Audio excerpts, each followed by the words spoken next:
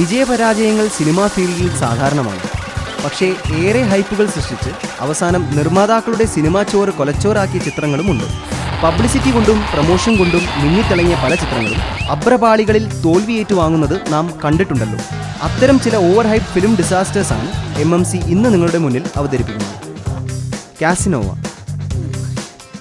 മലയാളത്തിലെ തന്നെ ഏറ്റവും ഹൈപ്പ് ഉണ്ടാക്കിയ ചിത്രങ്ങളിൽ ഒന്നായിരുന്നു റോഷൻ ആൻഡ്രൂസ് സംവിധാനം ചെയ്ത മോഹൻലാൽ ചിത്രം കാസിനോവ.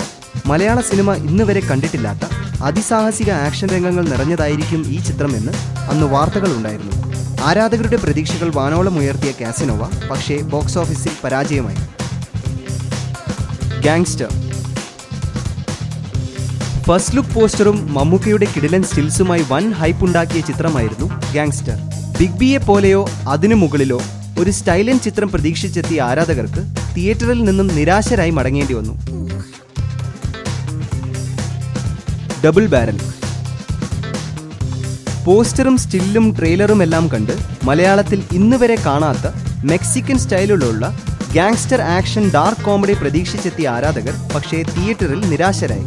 പൃഥ്വിരാജ്, ഇന്ദ്രജിത്ത്, ആസിഫ് അലി, ആര്യ, സണ്ണി വെയിൻ, ഇഷ ശർവാണി, സ്വാതി റെഡ്ഡി തുടങ്ങിയ ഒരു വൻ താരനിര ഉണ്ടായിരുന്നിട്ടും ചിത്രം രക്ഷപ്പെട്ടില്ല.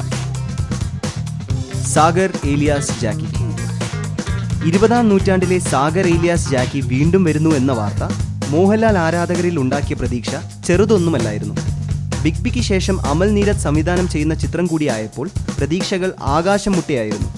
മലയാള സിനിമയിലെ തന്നെ ഏറ്റവും പ്രതീക്ഷ ഉണർത്തിയ ചിത്രങ്ങളിൽ ഒന്നായിട്ടും സാഗർ ഏലിയാസ് ജാക്കി ആവറേജിൽ ഒതുങ്ങി.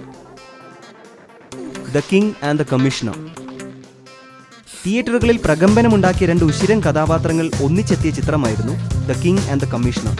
ജോസഫ് അലക്സും ഭരചന്ദ്രനും ഒന്നിച്ചാൽ അത്ഭുതങ്ങൾ സംഭവിക്കും എന്ന് കരുതിയവർക്ക് പക്ഷേ തെറ്റി. ഈ ചിത്രത്തിന്റെ പരാജയം ഒരുപക്ഷെ ഏറ്റവും കൂടുതൽ ബാധിച്ചത് സംവിധായകൻ ഷാജി കൈലാസിനെ ആയിരിക്കും.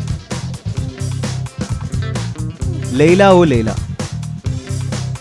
ഹിറ്റായ റൺ ബേബി റണ്ണിന് ശേഷം ജോഷി മോഹൻലാൽ കൂട്ടുകെട്ടിൽ പുറത്തിറങ്ങുന്ന ചിത്രം എന്ന നിലയിൽ ലൈല ഓ ലൈല വൻ ഹൈപ്പാണ് ഉണ്ടാക്കിയത്.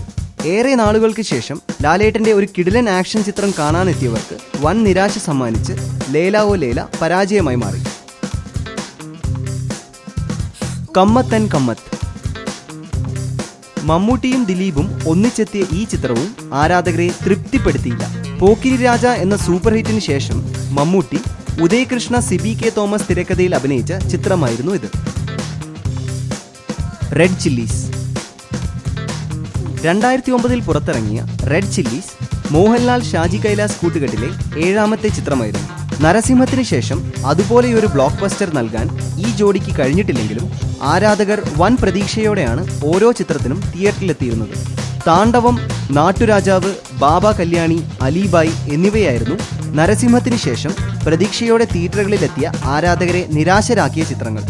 ആ പരമ്പരയിൽ ഒന്നാകാനേ റെഡ് ചില്ലീസിനും കഴിഞ്ഞുള്ളൂ. ചന്ദ്രോത്സവം നരസിംഹം, രാവണപ്രഭു എന്നീ ചിത്രങ്ങൾ നൽകിയ മാസ് ഇമേജുള്ള കഥാപാത്രം പ്രതീക്ഷിച്ചാണ് ആരാധകർ അന്ന് ചന്ദ്രോത്സവത്തിന്റെ ആദ്യ ദിനങ്ങളിൽ തിയേറ്ററുകളിൽ ഇരച്ചു കയറിയത്. ഈ പ്രതീക്ഷ തന്നെയാണ് രഞ്ജിത്ത് മോഹൻലാൽ കൂട്ടുകെട്ടിൽ ഇറങ്ങിയ ഈ നല്ല ചിത്രത്തിനും വിനയായത്. ഇന്ന് ചിറക്കൽ ശ്രീഹരി എന്ന കഥാപാത്രത്തിനും ചന്ദ്രോത്സവത്തിനും ഒരു കൾട്ട് ഫോളോയിങ് ഉണ്ടെങ്കിലും അന്ന് പരാജയമാകാനായിരുന്നു ഈ ചിത്രത്തിന്റെ വിധി. ദുബായ്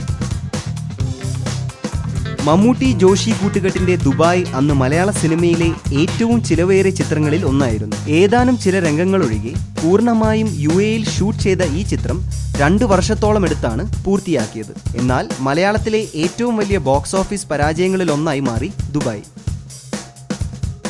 ഈ ലിസ്റ്റിൽ ഉൾപ്പെടുത്താവുന്ന കൂടുതൽ ചിത്രങ്ങൾ നിങ്ങൾക്ക് ഓർമ്മ വരികയാണെങ്കിൽ താഴെ കമന്റ് ബോക്സിൽ രേഖപ്പെടുത്താം.